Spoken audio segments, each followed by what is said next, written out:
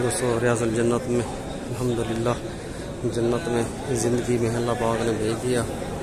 अल्लाह पाक बात मरने के भी हजूर सल्लल्लाहु अलैहि वसल्लम के क़ुर्ब में जन्नत अता फरमाए।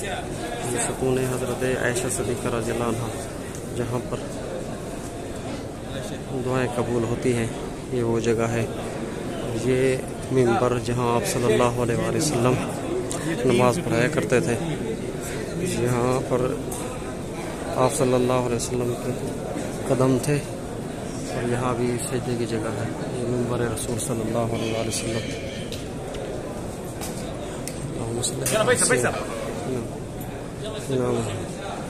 ये मिंबर जहाँ पर इमाम साहब खुतबा देते हैं, ये सैयदना उस्मान गनी रज़ियल्लाहु अन्हु के दौर से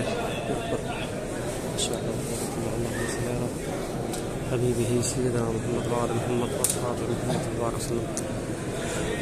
रियाजुल जन्नह आप सल्लल्लाहु अलैहि वसल्लम की हदीस मुबारक की जन्नत का एक टुकड़ा है। अल्हम्दुलिल्लाह अल्लाह पाक ने करम फरमाया महबूब के सदक़े में। अल्लाह पाक आप सबको अपने महबूब की बारगाह में हाज़िर अता फरमाए।